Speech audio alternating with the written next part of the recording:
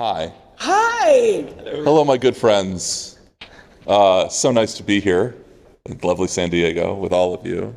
I have to admit, this is my first trip out into the real world since the recent unpleasantness. So it's kind of weird. Nothing personal. They are actually human. Yeah, like I'm seeing them not through a screen. I'm They have bodies. I'm a little frightened. Hi, I'm Hal Pomeranz, and I'll be your moderator for the next 15 minutes or so. Oh, thanks, Josh. Thanks. So let me see. We're supposed to be like these old fogies telling stories. So let me give something that dates me in the field of computing.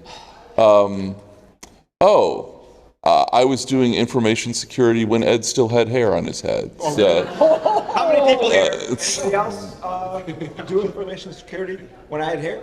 Thank you. Josh didn't have hair at the time, as I recall. Yeah. All right, so I'm going to pass the mic down and let people introduce themselves, I think. It's probably the best way to do it. So is that how we're doing this? Now we're going to introduce ourselves and tell them how old we are? Well, I just want them to respect our authority. And Okay, all right. Yeah. So, Alyssa Miller. Boy, I'm old enough that I actually worked on a Zenith Heath kit. Not for work. I mean, I was 4 years old, but okay. And my first hack, here's where I find out how old everybody in the room is. My first hacks were on Prodigy. Oh, yeah. CompuServe. So I'm seeing, there we go. Anybody CompuServe? Thank you. Yeah, right. All right. See, there's some of them know what we're talking about. So that's a good start. Wow. I feel even older than I did a minute ago. So as the elder statesman, I think of this group, I can say without correction, and I'm proud of my age, by the way, at this point, at 66. So I'm at 45 years in cybersecurity now. Long before there was such a thing, crypto math at the National Security Agency back in the mid-'70s. To date myself, I took the only computer science course my college offered, and it was the most miserable experience. All right, if I say letters like TSO, JCL, all right, some of you know what I'm talking about. Be really nice to the guy behind the counter so you could get 2 runs in a day. And that took some serious schmooze to get that. And the computer wizard that I got to know in my first summer job he was such a wizard. He got to use a 300 baud acoustic coupler to dial into the mainframe, all right? Some of you know with that. Anyway, so I go back long before there was sort of any notion of this industry as we know it. But so I got to ride the wave that we now call cyber, and maybe some of that will come out in a bit. So thank you. Wow, I can't outdo that. That was awesome, yeah. So I'm Ed Skoudis, founder of CounterHack Security. Got the team up here. It's good to see you. Is this like a required thing? Or? Is it required? I don't know. This is how they get their yearly bonus. That's right, exactly. We're watching. Write down the names. Write down names. Yep, exactly. Write down the names. Lynn, take the names down. So I go back a ways. I remember before SANS had tracks, and it was a series of 90-minute talks all day long. So I remember that. My first computer was a VIC-20. Anybody here have a VIC-20? 5 whopping K of RAM. Do you remember that? They had a thing on Twitter the other day. What was your first video game console? I, of course, am looking for Atari 2600, right? Right. It's not even in the list. They started like with this Nintendo thing, and it's like, whatever, right? Remember before the 2600 was the 2600? It was the VCS. Did you ever have Pong? When I was a young child, we had Pong. So, but anyway, And that's... we're happy to have it. It was amazing. There's like a video game on your TV. Yeah. But, I think each of us has learned a lot of lessons over the years, and we'd like to share those with you. Maybe, to help provide some guidance or at least some fun stories, right? So I'll hand it back to Hal. So, just this morning, before class got started, I was talking with the folks in my classroom, and we were kind of saying, like, some days it feels like security Groundhog Day. It's like we see the same mistakes happening over and over again. and maybe it's a generational thing where we're not passing along the knowledge.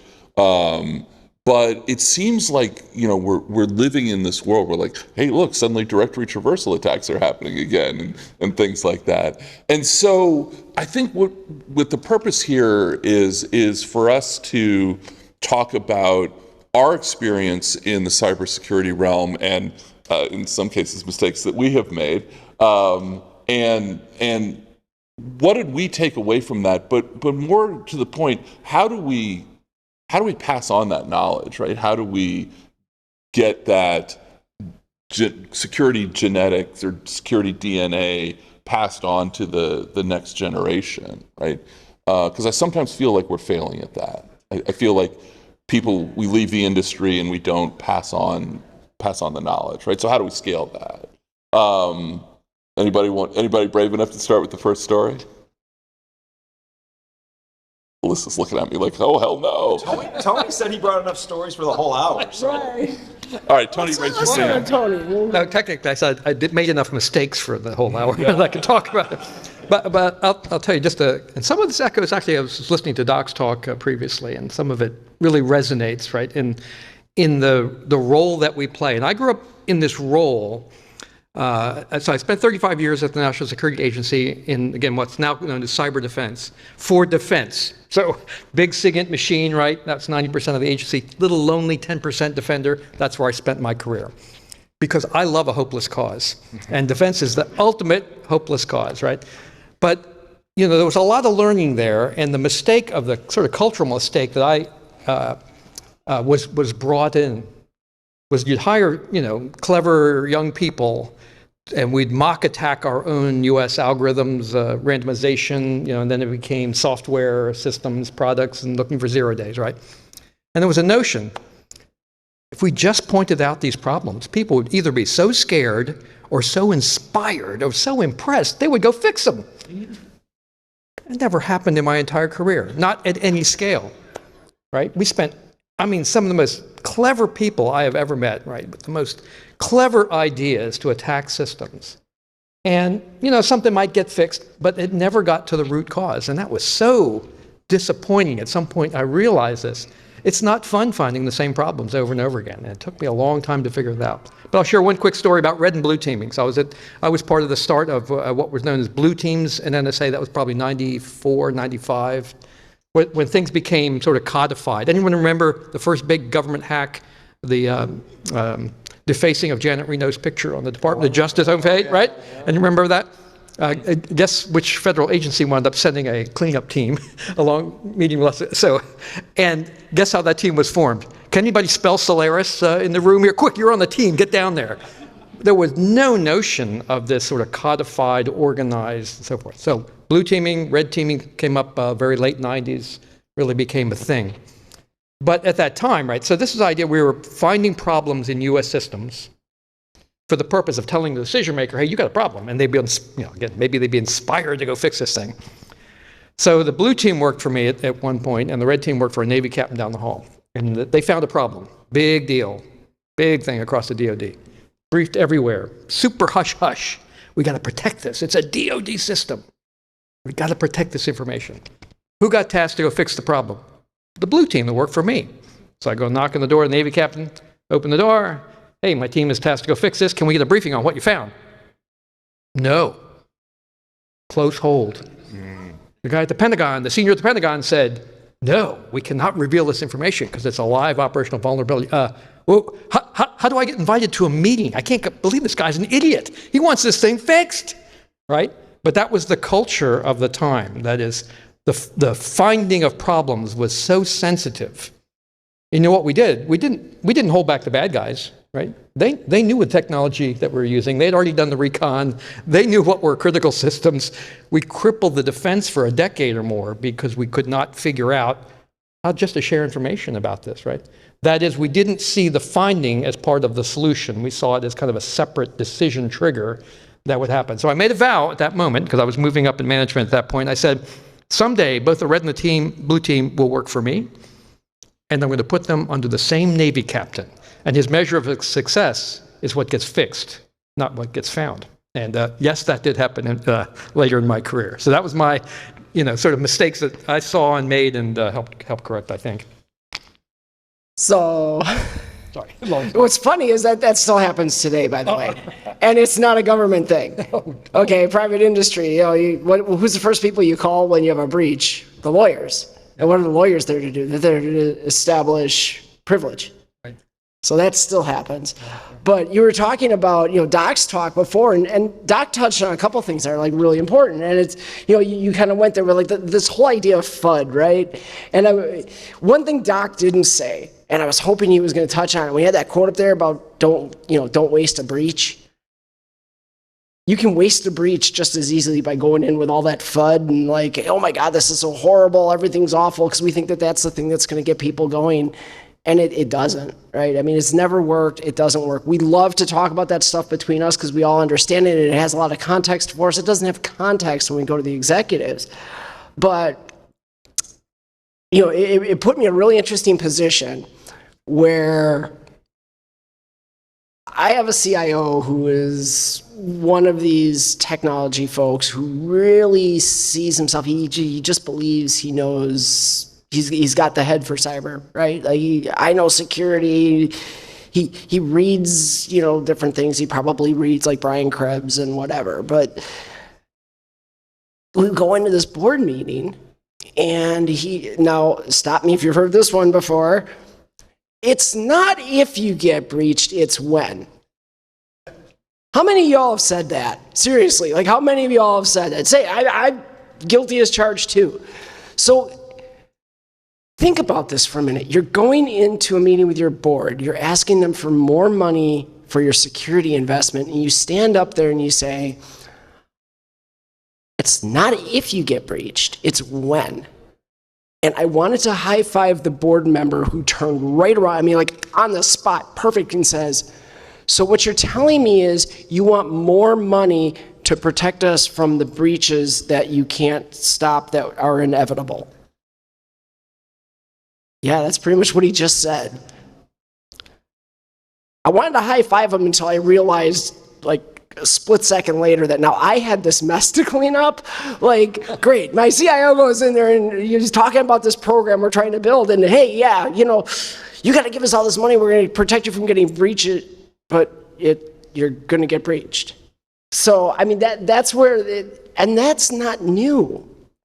All right, we do that all the time. So, when Doc was up here, that was the thing that kept coming back to me, was that story. Like, man, we really need to, we can tell the war stories, we can come up here, we can talk about all the old technology and stuff and everything else, but when we're talking about how do we move this to the next generation, I think we really have to start with those lessons that we learned about when we're in those audiences, how we communicate that, because our job is to make sure that we give them the decision making.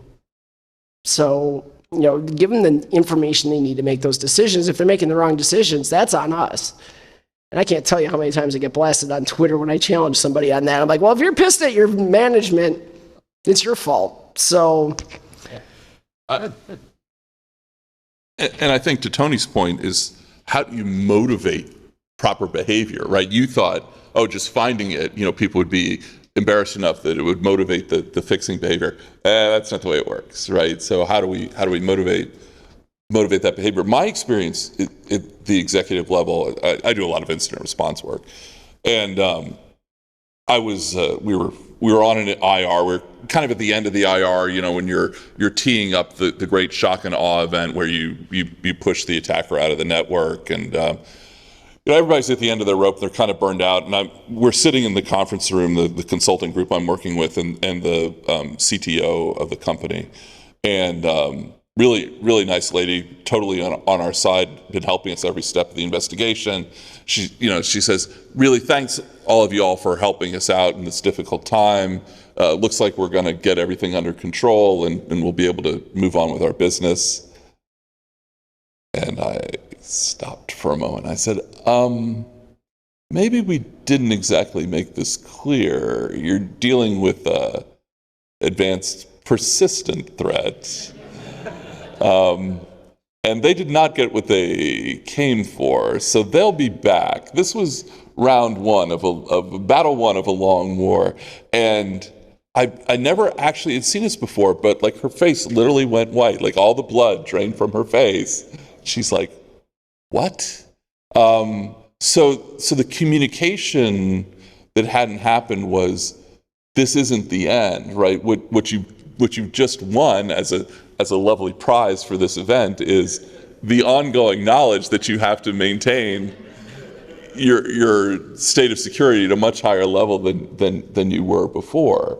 And that is something that I think we're also not very good at communicating. We tend to see breaches as isolated events, and we don't give organizations a sense of security continuity around these events. And shame on us, I think, for messaging that badly, right? So Hal was just talking about incident response and communication. I'd like to move to the pen test side of things. Any pen testers here? Show of hands. Cool. So I don't want to embarrass anybody from our team or myself here, but it was a mistake we almost made, and I see the mistake being made a lot. So when we do a pen test, we work on reports, and we pour everything we've got into creating really good reports. We have multiple levels of review. When a report is done by a couple of engineers, it usually goes to Josh, right? Josh, wave to the people. And Josh helps hammer it out and such, and then it comes to me. Sometimes it goes to Patrick or Lynn as well. It comes to me, and I read through the report as well. So I'm reading through this report that we had written for a pen test, and I'm reading this one finding, originally discovered by an engineer, passed to Josh, passed to me, and I don't understand it. I mean, I'm reading this thing, it's like it's in Greek or something. It makes no sense. I mean, it looks interesting. I assume, of course, that I'm an idiot. Obviously, these very smart people, far smarter than me, must know what this means, but I'm the avatar of the ultimate client reader, maybe a non-technical person at all, and I don't understand this. So very sheepishly, I reach out to Josh and say, Josh, finding 2.7, I don't understand what that means. And Josh says to me, no offense, Josh, but he says, you know what? I never really understood that one either. So Josh says, I'll hand it back to the engineer that originally found it, and we'll take care of it, right? So Josh hands it back to the engineer. I won't name him. And he says to Josh, I never really understood that thing either. It looked interesting. It seemed kind of scary, so I kind of wrote up what was happening, but what's the real risk? And I don't know. So the three of us get on the phone together, and I'm like, we can't deliver this to the customer if none of us really understands the implication of this. I agree it's a finding, but we got to turn it into something. And so we did and delivered that to the customer. But I read a lot of pen test reports, not only the ones from our team, but some of the ones maybe you've written. I do a lot of expert witness work, and I see a lot of pen test reports from a lot of pen test companies. And I have that experience a lot where I'm reading a finding in a pen test report, and I say, I have no idea what this means. And I'll bet you the customer who requisitioned this pen test probably has no idea what it means. And maybe the engineer who discovered it has no idea what it really means, right? So if you are a pen tester, I challenge you to look at your reports and think really deeply. Do you really know what this vulnerability is? I'm not talking, Nessus or Qualys or, one of the other scanning tools discovered a flaw that you have to patch. I'm saying this is a fundamental, really interesting behavior that looks risky and has security implications. Think through that, try to explain it well so that you can communicate the true risk and try to drive the behavior of fixing it. Not so that the ultimate person who has to defend says, I don't understand this, so therefore it must not be that important. So it's a lesson that we learn and kind of grapple with all the time. Do we really understand these findings, and are we communicating them in a way that properly represents the risk to drive the behavior Tony was talking about earlier? That is, let's make this thing more secure. Yeah, that's great. I mean, problem, of course, the reason this perpetuates this thing you described is what most organizations do is they receive the pen test report from you, they weigh it, and they pay you by the pound, and then they stick it in a drawer and never look at it, right? I mean, so that's why you get away with putting in findings that nobody understands, because nobody reads them, right? We want to make them compelling and fun. Right, I know, yeah. By the pound. By the pound, yeah. New pricing model. So we're all good at articulating problems, like mistakes that we're making. Success stories? Any of you like managed to like turn this around or done something that you found successful? So here's one, and I started this a little while ago in my incident response practice. What I find when we get involved in an incident, I'm a third-party incident responder. I come into organizations on their worst day ever, and I meet with the IT team, I meet with the security team, I meet with the executives, right? And everybody's like all pissed off, and everybody's like retreated into their own bunker because they're just waiting, for the blame bombs to start dropping, right? It's like, whose fault is this? So you have this call at the beginning of these IRs, and everybody's on the call. And I started the call and I said, look, here's what's going to happen. I'm not psychic, I just do this all the time, right? Here's what's going to happen. We're going to do our due diligence, and we're going to track this incident back to the system where it all started for you all. And it's going to be some machine on the perimeter of your network, one of your firewalls, one of your VPN appliances. Do you have on-premises Exchange? Oh, it's that machine. Okay. And what we're going to find when we get there is that device, whatever it was, wasn't up to date on patches or whatever, right? And there was it wasn't a magic 0 day, it was some known vulnerability, right? And whose fault is that? I say. I'll tell you whose fault it is. It's the fault of the asshole who used that vulnerability to break into your network. And by the way, I use the word asshole. It's the fault of the asshole who used that vulnerability to break into your network and drop ransomware everywhere, right? That is ultimately who's at fault here. That is the enemy. That is the person that we are all collectively working together to fight, right? We're not pointing guns at each other in here, right? Guns face outward. Right. So, because blame, I find in an incident, is the single biggest demotivator for the organization. Everybody's like watching their backside because they don't want to be the one who gets, shot.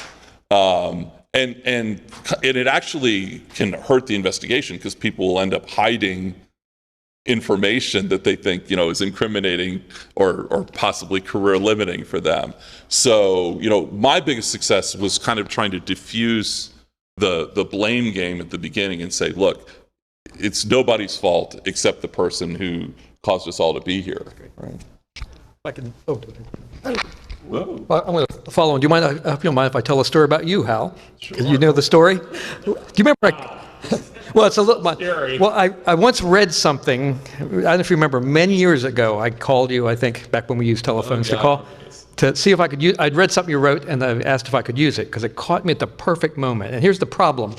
I think in this industry, we spend way too much time either arguing among ourselves or trying to one-up each other. Oh, I found umpteen results, and we have a way to fix them. Oh, well, I got 5 more or 10 more. It's unproductive and it's unhelpful. And I was really grappling with that problem. And I read something that Hal wrote, so I called him. Because you ever see a quote that's so good you wish you had said it first, right? Well, this was one of those. And the quote was roughly this in a blog that you wrote. The problem with the InfoSec business is that the experts agree on 90% of what ought to get done. But they spend 90% of their time arguing to the death about the last 10%. And I said, that is the world I live in. That is nuts. Right, so we let perfection, or really this rivalry, one-upmanship, deny us, right? If I could get 90% of like the cardiac doctors that looked at me to agree on something, I'm in. I'm going that way. But we don't accept that in a lot of our business, right? Because it's about wizardry and you make your name because you're more clever than the other person. I call that the security Jedi mind trick. People used to do this to me at Sandia when I had time out there. Hey, we just figured out how to fix 90% of the problems. Yeah, but you didn't fix these, and I have 3 more obscure weirdo when the moon rises just right scenarios that will come. But let's go fix the 90%. Let's go. Right, and we cripple ourselves with that kind of nonsense.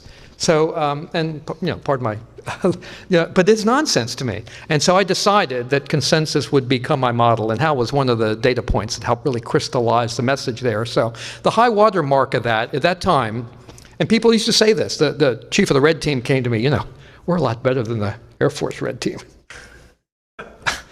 That's not my enemy, right? The enemy's out there coming at us. What have you done then? If we're so much better than the Air Force red team, what have you done to make them better? Do they have our tools? Do they have our training? Are we willing to bring their people in to take tours if we're so much doggone better? That became the start of the DoD-wide certification program for red teams across the DoD. I opened up everything that we had. We also had that point in history. Anyone know what a DISA STIG is? Configuration guide, right? CIS benchmark. At that time, NSA security guides. This is late 99, 2000, 2001, 2003 vintage stuff. And there was this rivalry. Oh, our stuff is a lot better than NIST stuff. And that is not my enemy, okay? What are we doing to bring them together? So I put a team leader in charge. I said, here's the rule. No configuration setting is worth falling on your sword on, all right? Us in agreement, and I wrote this down. This is my 5 principles for this.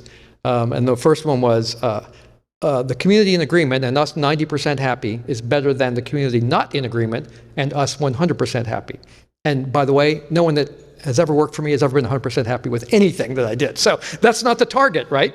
And the idea was to gain consensus among all those named players around configuration guidance. The high water mark was 2003 or 4. We announced a national consensus on the Windows baseline. I think Hal was, there were a lot of great people across the entire industry that participated, but that was about consensus and get past this. How do we make ourselves look more clever than the other people so we can fight for that last 10%? That stuff has irritated me and has become a driver for the rest of my time on this industry. Perfection is the enemy of completion. Yeah. Yes, absolutely. Boy, you just spun that there's a perfect segue there. Because, well, yeah, I know, and I wish I had some great humorous story, but you wanted success stories. It's success is no fun. But, I mean, I'll give you a success story because it talks to what you were just saying about, a lot of what we've talked about up here, actually. That whole, chasing perfection thing, right? And we're going to get into a little bit more. I don't want to spoil the whole story because some of this is actually what I'm going to talk about in my talk tomorrow. But you get into that breach situation. Why do we go into a breach and you get done, so you're in an IR situation. In this case, it's an IR situation because of Log4j, right? I mean, how many of us were scrambling around, running around, trying to figure out where we had Log4j, right? I mean, I'm talking to people 4 weeks after that thing dropped and yeah, we're still not really sure where we have it. But that's important context because I'm sitting there and I'm looking at this, I kid you not, and this is the whole reason I'm giving the talk I'm giving tomorrow. I'm sitting there 8 hours into our incident. So it's Friday night, and that thing dropped, Thursday, basically. Late Thursday, Friday is when everybody actually started paying attention and caring, as things usually go. But, as I'm sitting there, we started an incident. 8 hours later, I've got a list in my hands of 948 targets across my software platforms that I've got Log4j. Well, that's pretty damn cool. Why do I have that? Because I'm running SCA.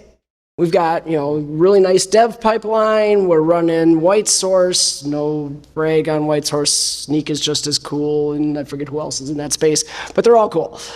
But, so we've got this information, and so, I'm sitting there thinking, all right, this is cool. Oh, see, the industry is there. And then I'm talking to all my colleagues who are like, you have what? How did you get that? And that's, that's one of those things where it's all right, cool, we've got this, we should build off of this.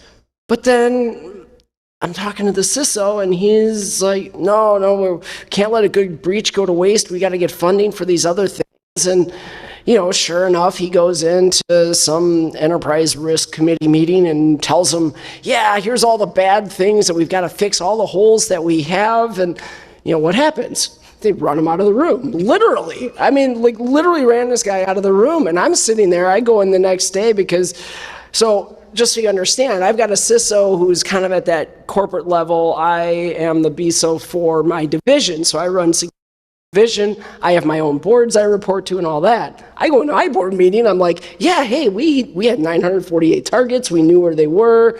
We built some WAF rules. We put those in place while we started fixing these, whatever.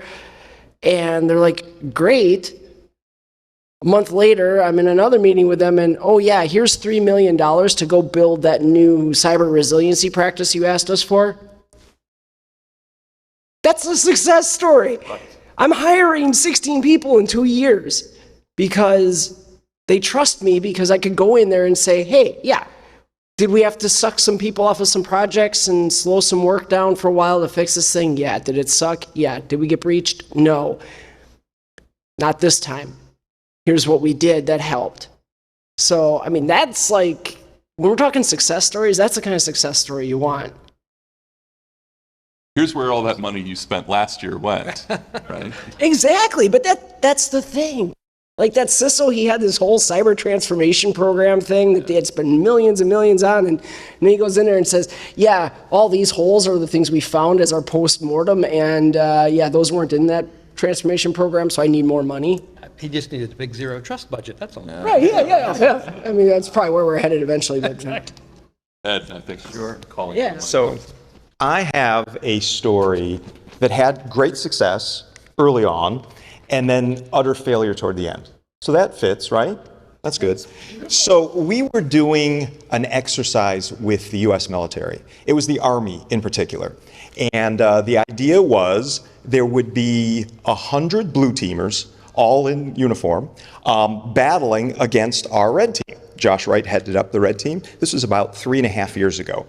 And we negotiated with them to include in the scope of red team activities this infrastructure that represented a small city with a port and all this kind of stuff. But we also included in the scope the kits that the Army used that they would actually, conduct real operations on. That was a really game-changing factor, that we could attack their actual kits, all right? So they deployed. I mean, this was a full-up military exercise. They landed on Black Hawk helicopters. They brought all their kits in. They set it up for a couple of days. Josh got the red teamers. So there's 100 blue teamers, all trained. We had, I think, 5 red teamers and a whole campaign mapped out. We were going to hit them over the space of 4 or 5 days. It was very, very exciting. And I think it was day 2 of the exercise, our red team had managed to compromise their kits. So we owned the kits, we pivoted through their kits and started to attack this mock city through the kits themselves. We had IoT devices, we had all this other stuff in the city, and they were hacking it and just having a great time. So success, and in fact, it was a really cool thing because not only did they show them the vulnerabilities in the kits, the TTPs that the blue teamers were using actually exposed them to issues, compromise, right? So this not only helped those 2 Army cyber protection teams learn, but they actually changed the whole TTPs for the entire cyber protection brigade. So this is big news, really fun stuff, huge success. That's day 2. Josh is laughing because he knows what happened on day 4. So they got their act together after day 2 and started fighting back. They were cleaning us out of the infrastructure. We have maps where we could show everything was pre-owned. We had embeds all throughout the environment, this little city and such. And so the whole thing was red. And then we showed, at the end of day 1, there was little pockets of blue as they cleaned us out, and they were pushing us out, and we're fighting back and forth. Matt Toussaint was also part of that red team. So we're fighting back and forth and pushing them. And I got to say, by day 4 of the exercise, there wasn't a whole lot of red left. So something happened that I didn't anticipate. Tony's loving this. Look at him. You're ready to pounce. So lonely on defense. They need a victory. It's so lonely. Yeah, they need a victory. Well, wait till you hear what they did. So they were doing so well. There was so much less red left in the environment that they asked their leadership. These are blue teamers in a cyber protection team, 100 soldiers.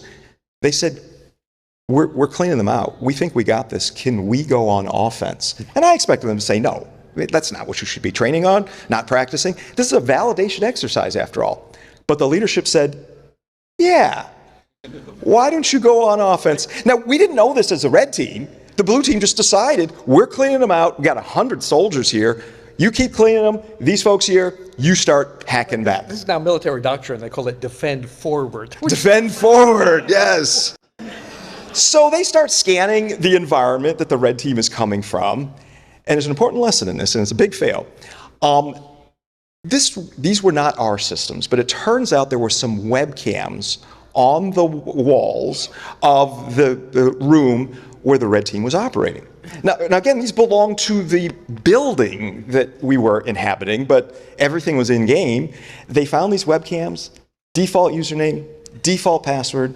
They got into them and were able to see the entire red team campaign on a whiteboard and then play that back to their leadership saying, see what we got, right? So the lesson learned in this one is IoT will always bite you in the ass, right? But also I think more than that too, it's the stuff, the devices in your environment that you don't know about, they're gonna get you. That's how you'll likely get compromised. So the time and effort you spend as a defender building up that asset inventory and maintaining it. If you don't know what's there, it's almost impossible for you to defend it. That's why for the critical controls, asset inventory is still number one? Nearer, right? Yeah. So it's vital. Number two now? Yeah. You gotta know what you got or you can't defend it. And we saw that. So we had great success, and then a couple days later, oops, IoT. Gets you every time.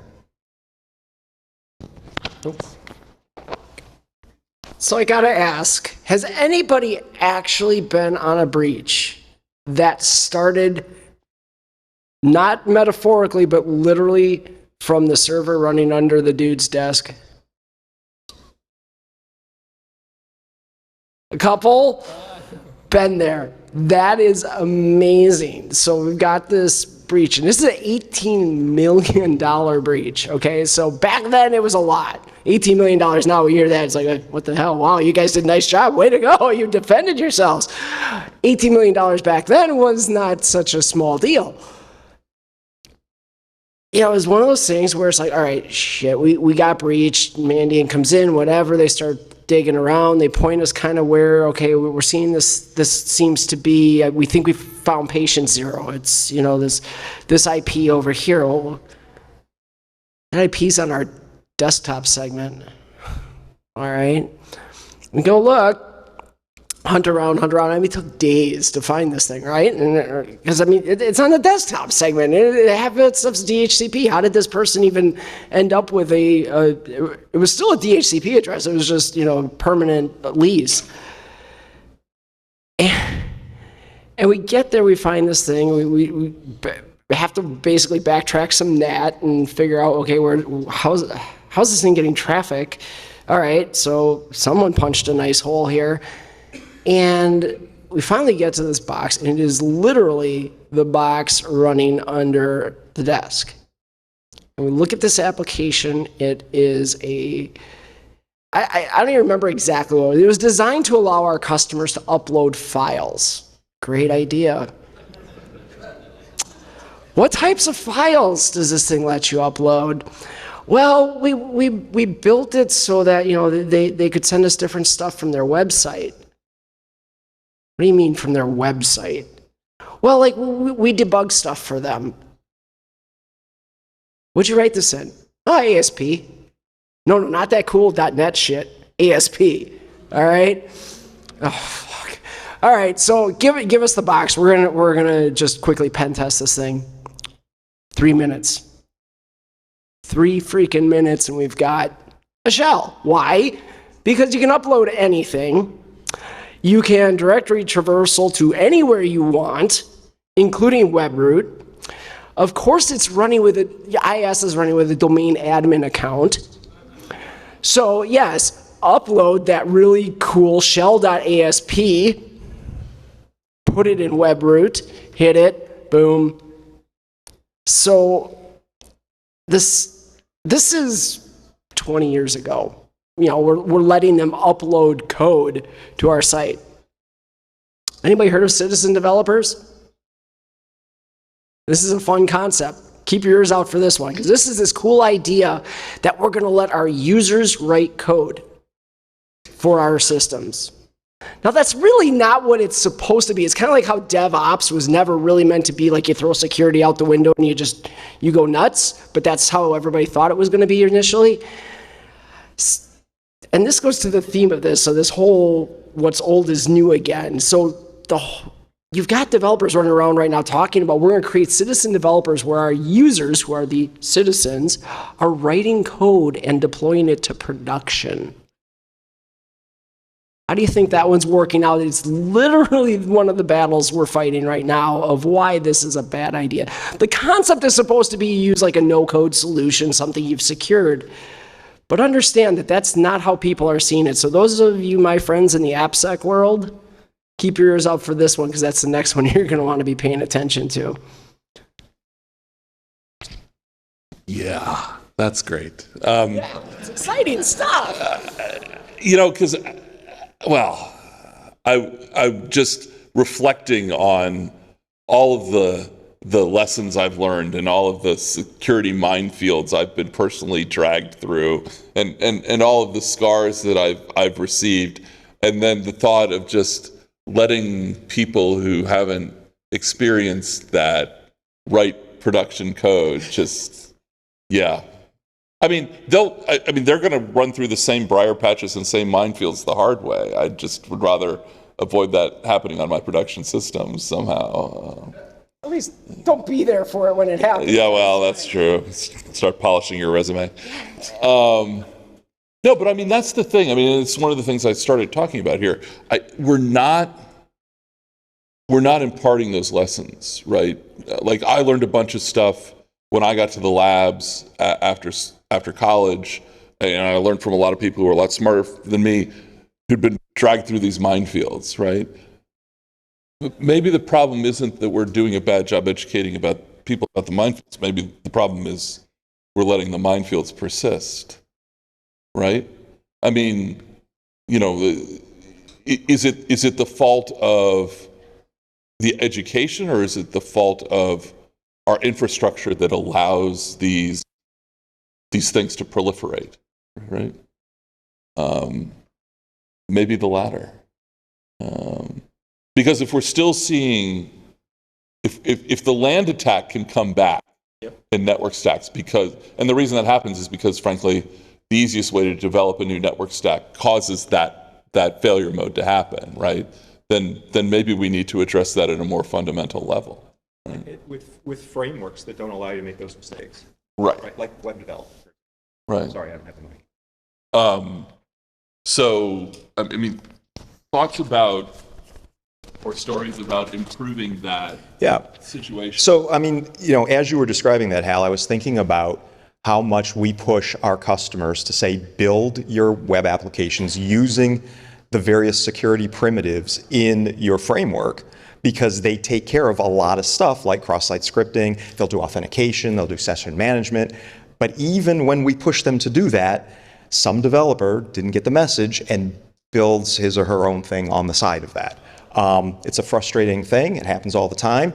But this gets to what Tony was saying. If you get most of your developers developing in that framework using those appropriate APIs properly, you might drain 90% of that swamp, which gives us less findings as pen testers, and that's a good thing. But the stuff you find still is those same fundamental set of vulnerabilities. So web apps just come immediately to mind as a type of framework that really helps solving these problems sort of systematically. I'm sure there's others. I think that is symptomatic of what I would call the wizardry model of security, right? And same as that's the IT model, right? This is about wizardry, this clever, artistic, free form. There's sort of an implication here, right? And structure is bad. The open source developers won't put up with using security frameworks or whatever. We don't cross bridges that haven't been built by professional engineers using tables of material strength, rules that, we wouldn't get on a commercial plane where the pilot wasn't certified, retested, the plane wasn't built to spec, the bolts were tested. That does not provide us perfect safety, by the way. It provides us a rational way to make a reasonable security decision that was safe for me to get on a commercial aircraft to come out here. That doesn't mean a pilot doesn't show up drunk or somebody got lazy and didn't follow the spec, but we have courts and things to deal with that for good or bad. But this idea that, this is all artwork and magic, and you cannot build a society, right? Wizardry is more about job security for old cats like me. It's terrible public policy. You can't base a government or an economy on wizardry because it doesn't scale, it's not repeatable, doesn't have some of those properties that Doc talked about. So I think there's some of that. We see resistance to this idea. Now, the notions we have to think, I think, about, we won't get the kind of rules of physics, right? That concrete is this strong under these conditions with, blah, blah, blah, the strength of steel. We'd love to have that kind of data in cyber, but I don't think it's coming. There's not a lot of 0 days for concrete. Exactly. But things do happen. But we have a pretty good understanding, right? And modeling and all kinds of things. So in security frameworks, we know how to design memory safe tools. We know how to design certain kind of structures that don't allow risky behavior, and that in general will sort of guide people towards making a good decision almost all the time and prevent really bad decisions. And in wizardry, what we do is we tend to blame the user. Oh, it was the artist, right? And if I ever see, and please, I hope I don't hurt anybody's feelings here, don't say stupid user tricks ever again. Don't ever blame the users again, okay? They have jobs to do. And they are not trained wizards in this business. And to blame them, and I still see people, there's a recent book, right? How do I stop stupid user tricks, or whatever that book that's been out recently. I've seen government executives, we have to, punish people for stupid user tricks or stupid. Good luck with that, right? We're not going to train our way to greatness in this business. We need to design. We have to educate people better. We have to make more aware, absolutely. But we also, in parallel, have to design technology that makes it harder for them to make bad choices, easier for them to make good. And we do that in every other aspect of our risky social lives. End of editorial. Thank you. Sorry. No, it's not, because I'm going to keep it going. Okay. I'm not letting you off the hook that easily. No, but yeah, when you think about this, it's the same thing. It's like we were talking about with the executives before, right? Like, why are they doing the things they're doing? May I just add one riff? Yeah. Here's what I've said also. When we, as an industry, blame the users, here's what I've been training users to do, to ask us, people like us. When we pick on them, they should turn to folks like us and say, hey, Mr. Wizard, after umpteen decades and countless amounts of money, how come I still don't know if that email actually came from you or not? Or when I go to a website, I actually don't know if it's that website. What is wrong with you people that you can't even give me basic safety? Yeah. That's what I have training people to ask us, because frankly, they should expect that. Sorry, done riffing. Yeah. Tony's on a roll. I love it. It's on fire. Right? That's because I'm getting near the end. I only have a few years left. I got to pound to that while I can. Hey, I got to make up for all my mistakes for the last 45. Dude, you're 66. You're not 86. Okay, come on. Yeah, I've got grandkids though. They're tempting a distraction. But no, so that whole stupid user tricks or management doesn't understand or anything else, I'll challenge you right now. Everybody in this room, you call yourself security professionals in some sense of the word. When you hear that, when you're feeling that, turn that around on yourself for a minute. What didn't I tell them that I should have? How did the message I tried to give them fail to land such that they're doing these things again? What am I doing wrong that makes them feel like they need to have citizen developers writing code and dropping it in production? What are the things? Ask yourself, because as Tony said, everybody's trying to do their job. I mean, when we look at like phishing and why people click on these things, it's because they're busy. They're doing a lot of stuff. Their job isn't to sit there and, analyze emails to determine are they safe or not, especially when our, HR or somebody decides to send an email out that looks just like the phishing email we sent last week to do a test.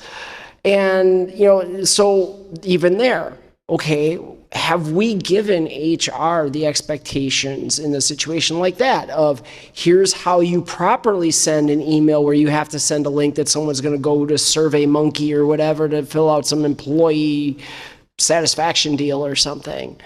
So think about those things because, as Doc was saying, our job is to arm these people with the ability to be safe, to arm these people with the ability to make the decisions we want them to make. Threats, FUD, all that stuff, neuroscience will tell you that doesn't motivate people to do the things you want them to do. That motivates them to run away. So let's maybe not make them run away. Let's kind of we want them in the room with us talking to us, but that requires us to be smarter about how we talk to them. And you really want to develop empathy for people who are not, sort of security mavens, as we all are in this room. Spend some time with me, because I do IR for organizations who, by definition, are below the security poverty line, right? I mean, if they were above the security poverty line, they wouldn't be calling an outside incident response firm to come help them. And these are good people, right? These are good people who run companies that make fishing poles or farm equipment or whatever it is, right? And just keeping the lights on, is their focus, and employing these workers and keeping the assembly lines running and things like that. And computer systems are the least of their worries. And therefore, the security of those computer systems is a vanishingly small dot on their radar. And I think it is incumbent upon us to be the rising tide that lifts all boats, because those people, my customers who I deal with day in and day out, are never going to be touched by people like you in this room. I mean, they need help, but they need help in the form of out of the box, it just works and is secure. Because there's not enough of you out there. My friends in this field, people in this room have technology gifts.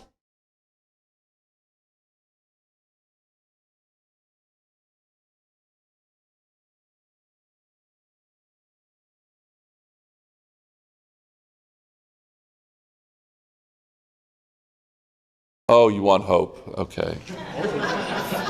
Is that the next panel? I was led to believe there would be no hope. We're out of time, right? Who's watching?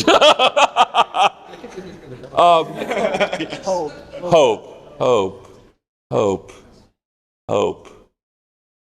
Hope. I mean, I will say that what I was saying before, I am seeing those behaviors start to change with security people, honestly. I am seeing, if you talk to companies, consultant companies, whatever, that specialize in phishing exercises, for instance, more and more they're getting away from that mode of 3 strikes and you're fired and that kind of crap. So I think we're starting to turn a corner on some of that.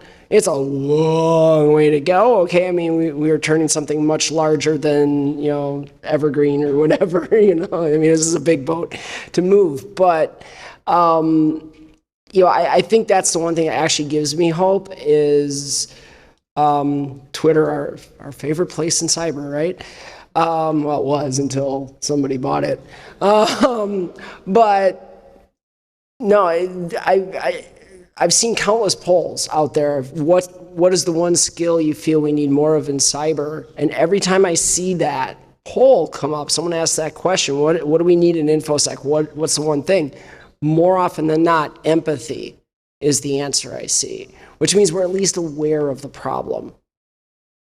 Well, that's step number 1 of the 12-step program. Okay.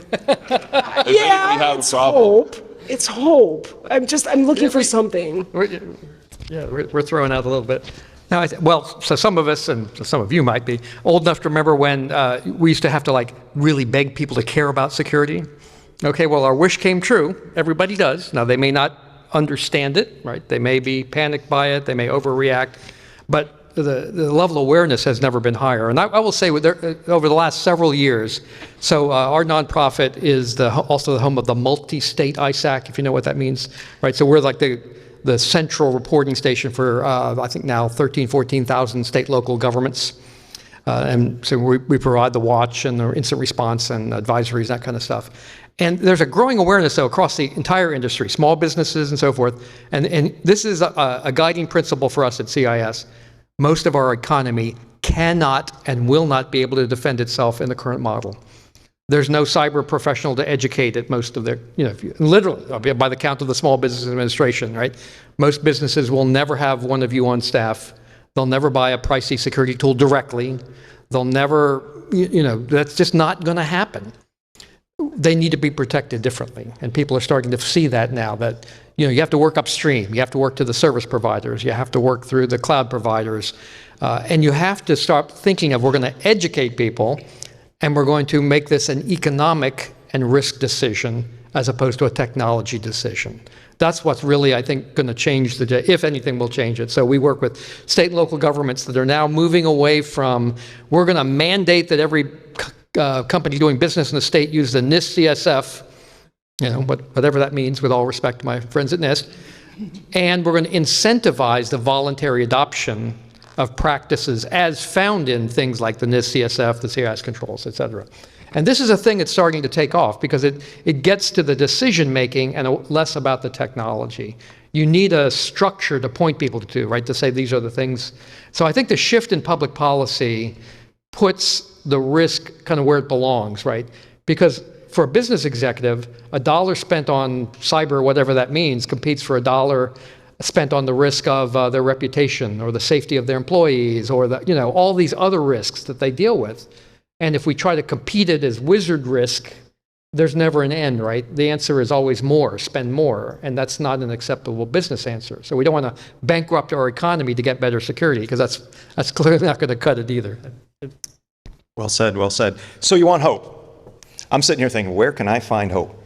I tried to delay a little longer. Yeah, oh, I got it. I got it for you. I do. So one of the truly wonderful things I get to do is to talk to students.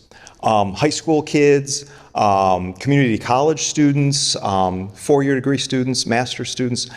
I talk to them a lot. And, I go to the local college and talk with them, local high school, cyber patriot teams, stuff like that. It is wonderful. These kids are so smart, so bright, so eager, so energetic. It gives me hope. No offense to all of my friends here. I think they're going to be better at cybersecurity than we are. They are, and we've built some frameworks. They stand on Tony's shoulders, right?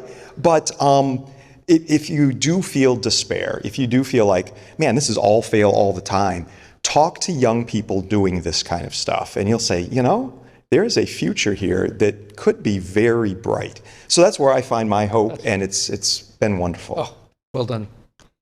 The other thing I was going to mention also, again, I spent 35 years in federal service, right? Big government, the government will save you. I want to thank you people when I talked about the NSA guy talking about bringing people to consensus. Nobody snickered, and I really do appreciate that. We are the government. We were here to help you. But so I'm part of a major nonprofit now whose business model is entirely dependent upon volunteerism. Here's one of the first volunteers. Here's one of the other first volunteers that contribute, right? This is high-priced talent that we couldn't afford to hire, that freely gives of their time to help create things like CIS benchmarks, controls, and so forth. There's an army of you out there, right? People of high talent, goodwill. In fact, I just announced several weeks ago the formation of a new not a separate legal nonprofit, but a nonprofit confederacy called Nonprofit Cyber, which includes FIRST, Global Cyber, Cloud Security Alliance, OWASP, I think we're up to 36 now. All of us are dependent upon sort of goodwill, volunteerism, sharing of information, and so forth. And I cannot tell you how great that feels to be a part of that kind of community, right, that is represented by that kind of volunteerism. So there's this feeling of we have a problem that we need to work together, and I'm willing to quit talking and start doing. So the nonprofits that we go after to join our confederacy are what we call the doers or content creators or service providers, right? That's a really important thing that I never take for granted, because again, I grew up in a world where it's your taxpayer dollars that made or break any program, but to see the kind of talent that will come to the table, often sponsored by a company. I mean, there is no open source model without this kind of spirit, right? So this is what I think gives me hope on any given day, and also gives me a sense of responsibility to do my best to organize. And one of our volunteers is back there asking that question, by the way. It was not a loaded question, but thank you. So I think you should wrap this up because we're kind of getting the Yeah, he's giving us the thing. He's got the eye. I don't take all my volunteers because I need. Believe it or not, it turns out they're not insurance. No, they're not like great people. Glad you're here. Thank you all so much for hanging with us on this. I think that, I always say that, everybody can learn from everybody. And I hope that you all have some takeaways from the stories that we were telling. But one of the purposes of a gathering like this is for us all to get together and learn from each other and tell each other stories of success and failure and take away lessons from that. So I encourage you to go out and drink heavily and tell stories and learn from each other for the next couple days, because that's why we're all here. And thank you all for hanging with us.